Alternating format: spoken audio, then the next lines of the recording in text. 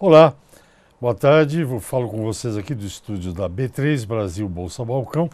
O programa, você já sabe, é o programa Mercado Futuro. E além de onde você assiste o programa Mercado Futuro, agora temos os assinantes da NET TV e Claro TV. E também o Facebook.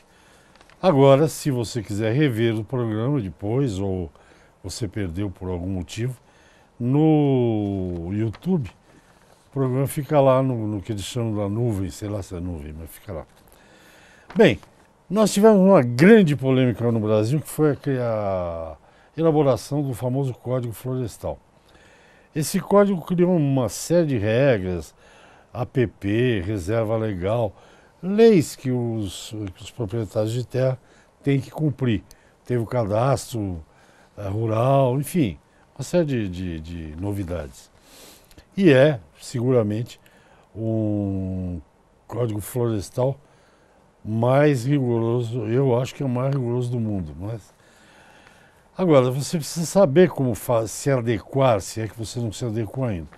E eu hoje vou conversar com, eu esqueci de botar se ele é o CEO da empresa aqui, mas deve ser diretor da empresa, vou te chamar de diretor. É o Leandro Aranha, que está aqui ao meu lado, diretor da Geofloresta. O Leandro tem uma empresa que cuida dessas questões ambientais. E hoje a vinda dele aqui, ele esteve aqui recentemente, é para dizer o que a empresa dele pode fazer para ajudá-lo na adequação a essas novas regras do Código Florestal. É isso aí, não é, Leandro? Exatamente. O que a Geofloresta pode fazer? Ela vai lá e diz aqui precisa APP, reserva legal, como é que é esse? Exatamente. A gente faz um diagnóstico ambiental completo, detalhado, que a gente chama, que a gente usa não só trabalhos no escritório com imagens de satélite, mapeamentos de dinâmica da paisagem, ou seja, como aquela fazenda se comportou, quando foi o desmatamento, quando foi que ela abriu aquela propriedade, qual era o uso que era dado, né? E também trabalho em campo, onde a gente vai com técnicos especializados, desde geógrafos, engenheiros ambientais, engenheiros florestais, biólogos, ecólogos, enfim, engenheiro agrônomo, uma gama de profissionais que entendem dessa área ambiental, que fazem um diagnóstico detalhado da propriedade e conseguem verificar dentro da lei quais são as conformidades ou não conformidades que aquela propriedade apresenta diante do Código Florestal. Agora, tem uma data, né? De uma época para cá que você tem que se adequar. Coisas anteriores ou não? Não sei. Exatamente. Na verdade, tem várias datas, né? O Código Florestal, ele veio de uma forma a facilitar, né, para o produtor fazer. Hoje a primeira etapa e a que atual hoje é cobrada do proprietário rural é a inscrição no CAR, que seria a primeira etapa, que é uma das modificações importantes que veio no Código Florestal. Cadastro ambiental rural. Exatamente. E que é autodeclaratório, o produtor pode fazer automaticamente o cadastro. Porém, a gente sempre chama atenção para essa questão de várias datas e vários benefícios que a lei trouxe e que muitas vezes o produtor ou o proprietário rural que carece de técnicas, às vezes até de conhecimento desses benefícios da legislação e muitas vezes de técnicas específicas para se fazer prova de que ele pode gozar desses benefícios, ele às vezes não consegue fazer uma inscrição talvez tão bem feita no CAR, ou às vezes ele perde benefícios, então a gente recomenda que o CAR, Cadastro Ambiental Rural, seja feito junto de um diagnóstico ambiental detalhado, como eu estava falando anteriormente, com embasamento legal e com visitas em loco para verificar no imóvel realmente qual é a atual situação e pretérita dentro de várias datas, né, como 22 de julho de 2008, por exemplo, é uma data que você pode verificar questão de uso consolidado em áreas de preservação permanente e outras datas relacionadas aos diversos biomas e vários estados do Brasil, que cada um tem a sua particularidade, como, por exemplo, o estado do Mato Grosso, onde você, mesmo estando em áreas da Amazônia, você não precisa necessariamente preservar 80% da reserva legal se você tivesse feito gozo do benefício de abrir até 50% do imóvel até 2000, por exemplo. Então, tem várias datas, né, dentro do Código Florestal que você tem que verificar qual a atual situação daquele imóvel. No estado, eu tive no estado Rondônia, que você é muito jovem, mas Rondônia foi colonizada pelos os governos militares, né? E era simples, você podia ir para lá, você tinha, a tua obrigação ao ir para lá era desmatar, né, metade, 50%. Aí a lei mudou toda. E esse pessoal que fez isso não tem que voltar atrás, não. Não, justamente esse é um benefício. Essa é outra data.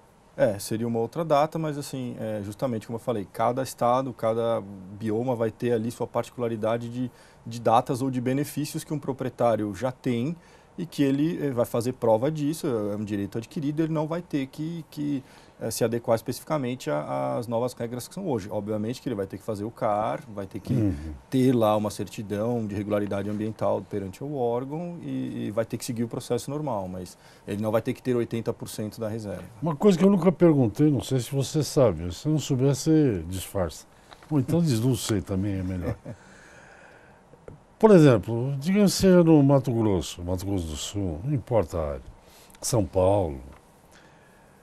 Se você tem que adequar-se à nova legislação, o que se planta nesse lugar, se você tiver que reflorestar? É a mata nativa? Se é cerrado, aquele pauzinho tudo torto? Se é o que... Você tem essa informação? Não? Sim, tenho. Na verdade, isso é bem claro na legislação, que você não necessariamente precisa, depende do que você deve, digamos assim, né? Por isso que eu falo, o diagnóstico vai apontar as não conformidades. Digamos que as não conformidades sejam a necessidade de alguma recuperação, alguma recomposição de alguma área, seja ela de APP ou de reserva legal. Você vai ter que recompor de acordo com o bioma local. Eu realmente não... Eu te fiz uma pergunta para fazer outra em cima. Eu não sei a diferença entre área de preservação permanente e reserva legal. Exatamente qual é a diferença das duas?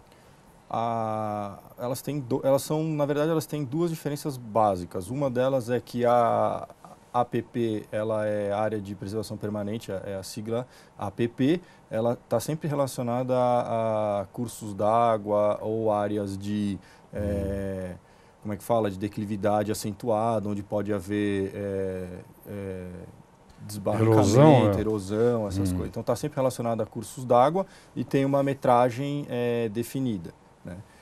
Então, as nascentes de olhos d'água, de cursos d'água, então, são 50 metros, aí os cursos d'água 30 metros, de acordo com o tamanho, vai aumentando até 100 metros, 200 metros, de acordo com a largura do rio. Você vai ter também áreas de encosto, né, de topo de morro, de encosto, de encostas, né, que podem sofrer erosão. E a reserva legal ela é uma porcentagem da terra que tem que ser preservada natural, é o bioma natural, né, com a função de preservar a biodiversidade. Vamos ao intervalo, você já termina de explicar isso já. E vai me explicar o que tem que plantar, porque, na verdade, é tudo a área de preservação permanente é na beira de rio, então você tem que preservar. Reserva legal, na minha cabeça, depois também você tem que preservar. Mas vamos ao intervalinho, eu volto já, conversando com o Leandro Aranha, da Geoflorestas. Até já. Ok, estou de volta ao programa Mercado Futuro. Eu converso com vocês aqui do estúdio da B3, Brasil Bolsa Balcão, do Centro Histórico de São Paulo. O assunto é o Código Florestal e as suas peculiaridades. Eu converso com o diretor executivo da Geoflorestas, Leandro Aranha. Antes do intervalo, eu tinha perguntado onde tem que fazer área de preservação ou a reserva legal. Quando você está devendo, entre aspas, você tem um passivo ambiental. Perfeito. O que se planta nesse lugar? Você estava me explicando. Exatamente. O que eu estava dizendo, primeiro eu estava explicando a diferença entre a APP e a reserva legal. E hoje uma grande vantagem do Código Florestal é que ela permite você computar uma na outra. Anteriormente, no código anterior, né, antes de 2012, você tinha que manter a largura da APP e, além disso, ainda tinha que ter a reserva legal à parte. Então, muitas vezes, tinha imóvel que você perdia de área produtiva 35%, 40%, 50%, isso aqui em São Paulo, sem falar, isso onde exige 20% da reserva legal. Eu estava diferenciando isso No Código Florestal é bem claro que você tem algumas formas de você regularizar o teu passivo ambiental. Né? Na APP, você não pode compensar, né? Que seria uma das formas de você regularizar a reserva legal, por exemplo, compensando. Né? Na APP você não pode, você tem que fazer um projeto de reflorestamento e aí alguns estados, e principalmente São Paulo, ainda carecem de algumas regulamentações que vão orientar como e quais metodologias e quais as formas o produtor vai poder recuperar essa APP. Mas você tem que recuperar a floresta de acordo com o habitat natural, de acordo com o bioma ou Mata Atlântica ou Cerrado. E aí existe também uma grande polêmica, não é só uma questão polêmica, mas uma grande realidade, que é uma dificuldade técnica de se fazer isso em ambientes de cerrado. Né? Existe uma tecnologia, uma metodologia bastante desenvolvida para o bioma da Mata Atlântica, já com vários cases de sucesso. Você vê por aí no interior de São Paulo e alguns outros lugares, uma Mata Atlântica que você consegue fazer um processo de recomposição, né? de reflorestar, plantando mudas e usando várias técnicas, chegar a restaurar, recompor uma floresta. Já para o Cerrado você é um pouco dúbio, não tem uma metodologia tão bem desenvolvida, principalmente uma questão de produção de muda, uma questão de até entender a dinâmica natural do próprio bioma cerrado, onde envolve queimada, a reprodução das espécies é muito mais vegetativa, às vezes por tubérculos e outras formas do que muda. Então aquela metodologia de se plantar 3x2 ou 2x2, uma muda aqui, outra ali, e fazer uma condução daquilo, não funciona tão bem para o Cerrado e está ainda mais em desenvolvimento. Eu tenho visto um comercial, acho que é da Vale, dos redescobridores, é isso? Diz que a Vale mantém, acho que é uma das maiores áreas de Mata Atlântica aqui. Ah, sim, sim. Eu tenho visto... É conhecida como Reserva Vale, né? Isso? No Espírito Santo. É Mata Atlântica. É Mata Atlântica. Mas a Mata Atlântica já é bem mais conhecida que outros biomas, que Pampa, porque tem 5 biomas no Brasil, né? Sim, tem 5 biomas, sim. E a Geofloresta tem algum projeto de recomposição? Sim, na verdade a gente tem mais do que isso, a gente tem um que a gente chama de Programa de Adequação Ambiental, que a gente já tem isso desde que a empresa foi criada, até inclusive trabalhamos no código anterior, quando o CAR veio, já até facilitou porque a gente já fazia esse tipo de trabalho, que era usar imagens de satélite para fazer o diagnóstico da fazenda, verificar questões de APP e tudo mais. Então a gente tem essa fase 1, que seria o diagnóstico, faz o cadastro ambiental rural e apresenta um plano de regularização, onde antes a gente faz um diagnóstico inteligente do imóvel e verifica onde são as áreas que realmente você tem mais aptidão agrícola e onde faz sentido você realmente intensificar a atividade agropecuária, agronômica, e dali tirar o seu sustento daquela propriedade, onde são áreas onde você deve realmente, que tem menos aptidão agrícola, ou ter uma aptidão natural florestal, conservar ou recompor, né, de forma a preservar e seguir tanto os benefícios quanto os caminhos que a legislação te permite.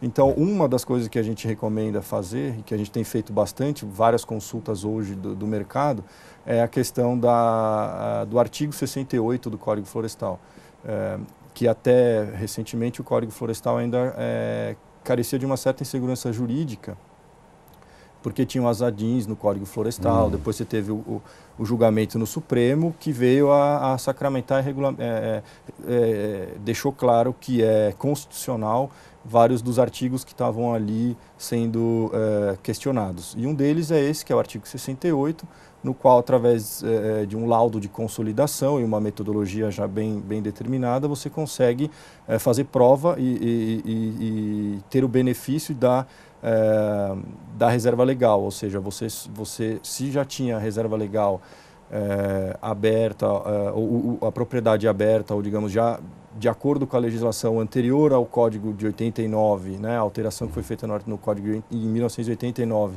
e aí mais uma data, ou a 65, você consegue diminuir a sua necessidade de reserva legal ou até ficar isento se você já tinha feito o benefício da legislação anterior.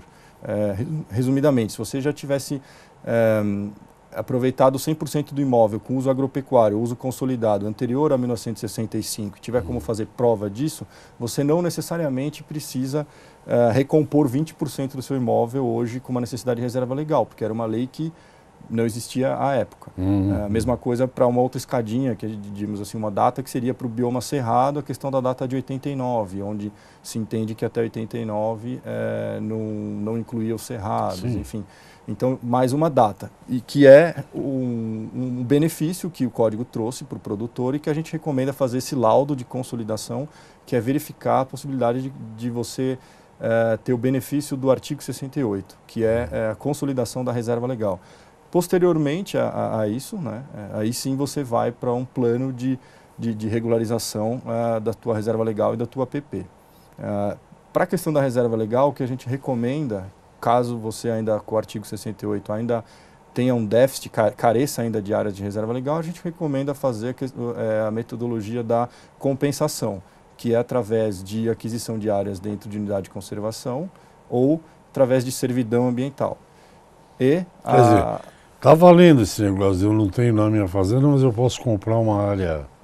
Sim, isso vale, é lei. Isso vale, isso é a compensação, seria uma aquisição de áreas de mesmo bioma e área equivalente em uma propriedade terceira. Você pode fazer isso. Por exemplo, se eu tiver um imóvel, e meu imóvel, além da minha reserva legal, da minha APP, eu tiver um excedente de 100 hectares, e você precisa de 100 hectares, você pode fazer a aquisição dessa área compensando a sua reserva legal. Nós vamos ao intervalo, depois do intervalo você explica como é que faz essa aquisição. Se compra, o que é isso? Um papel, não sei, mas... Eu converso com o Leandro Aranha,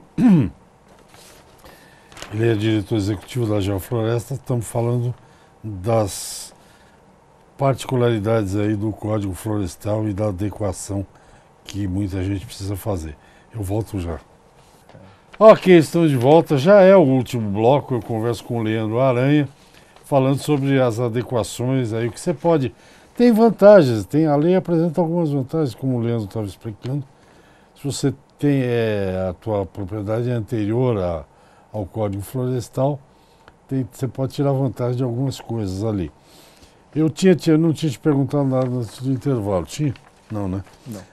Então, explica um negócio legal. Você faz o CAR, você se inscreve. O CAR é como imposto de renda, né? Você que declara. Declarar errado é problema seu depois. Tem que declarar certo. Aí o governo vai ter uma noção, eu acho que 100% é impossível, mas do território nacional, como é que ele está. E eu já falei muito dessa questão ambiental aqui. O governo do Estado de São Paulo não tem um plano que é estadual que você tem que fazer? Como é que chama isso? Que é o PRA, que é o Programa de Regularização Ambiental. São Paulo estava fazendo, mas deu alguma encrenca, não deu? Não, São Paulo fez, até na gestão anterior ainda da secretária Patrícia Iglesias, se não me engano, foi publicada uma lei que seria uma resolução conjunta com a Secretaria da Agricultura que regulamentava o PRA estadual. Mas foi suspenso, tem uma liminar, na verdade, que suspendeu o PRA do Estado de São Paulo. Em tese, eles já poderiam derrubar essa liminar com a votação do Supremo, mas eles estão esperando a publicação do acórdão e saindo esse acórdão, e assim, até o entendimento que a gente tem da casa é que derruba-se a liminar e passa a valer a lei. Então, São Paulo tem um PRA. O PRA é plano de... Programa de Regularização Ambiental, que seria a segunda fase do Código Florestal, né? Que a primeira é o CAR. Então, são as siglinhas aí, é CAR e PRA, que é o Programa de Regularização Ambiental. Como eu estava dizendo no bloco anterior, a gente da Geofloresta tem o Programa de Adequação Ambiental, que é um programa que a gente já tinha antes da lei, desse nome, Programa de Regularização Ambiental, que faz aquela parte inicial de diagnóstico, de verifica os benefícios que tem na lei e o plano de regularização. E o plano de regularização ele tem que seguir o que está regulamentado na lei estadual.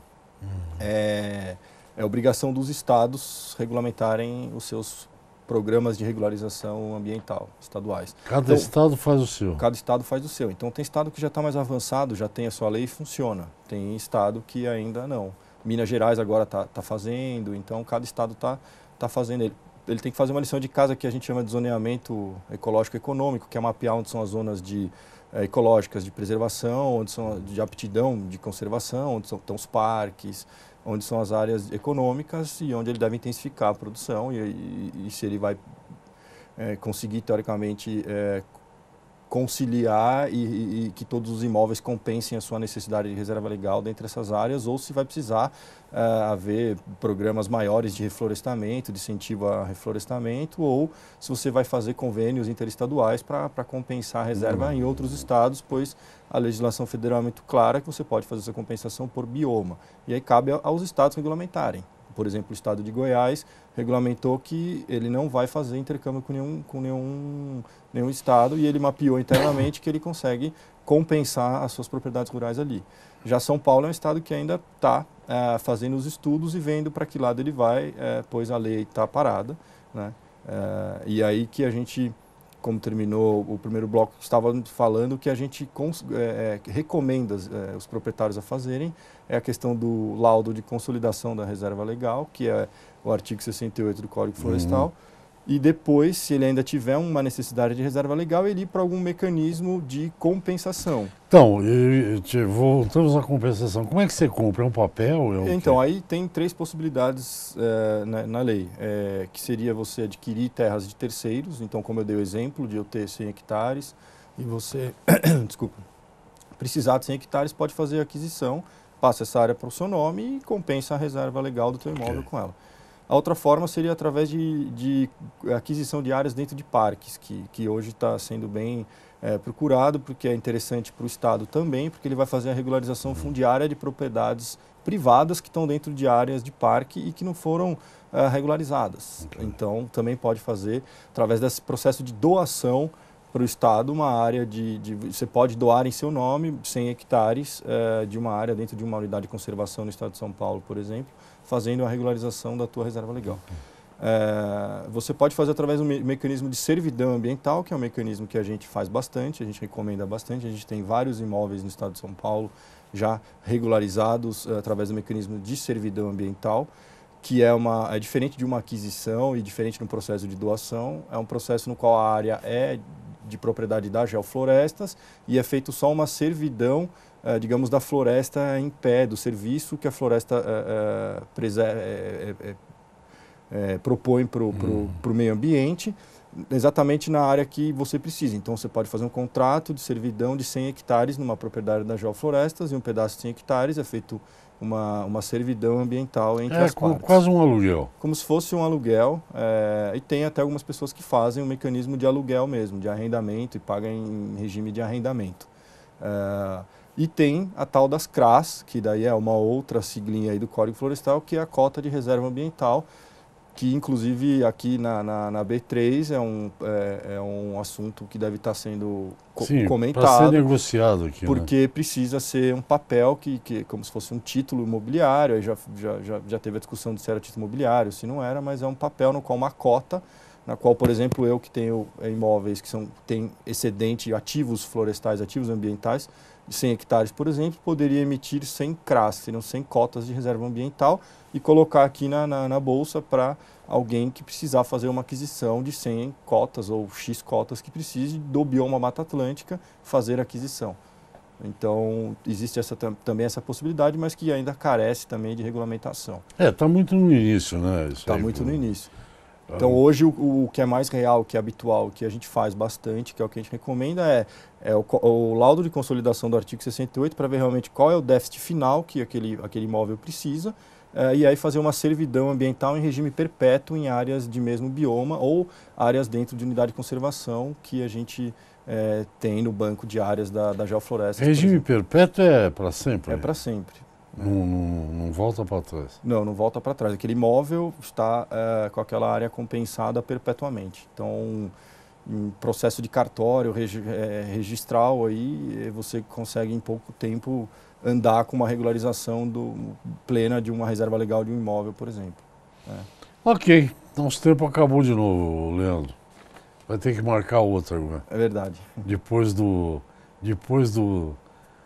das festas que nós temos aí pelas próximas semanas, a gente verdade. combina. Bom, muito obrigado. Agradeço. Se alguém quiser mais informações, tem um site, alguma coisa? Tem o Dá um site da endereço, Geoflorestas, é www.geoflorestas, com S no final.com.br. É o contato inicial, né? Exato. Ali tem várias informações sobre o programa de adequação ambiental. Tá ok. Muito obrigado mais uma vez pela entrevista. Até a próxima, nós vamos voltar a falar seguramente. Obrigado, eu. Gente, é isso. Até amanhã. Amanhã tem mais. Tchau, tchau.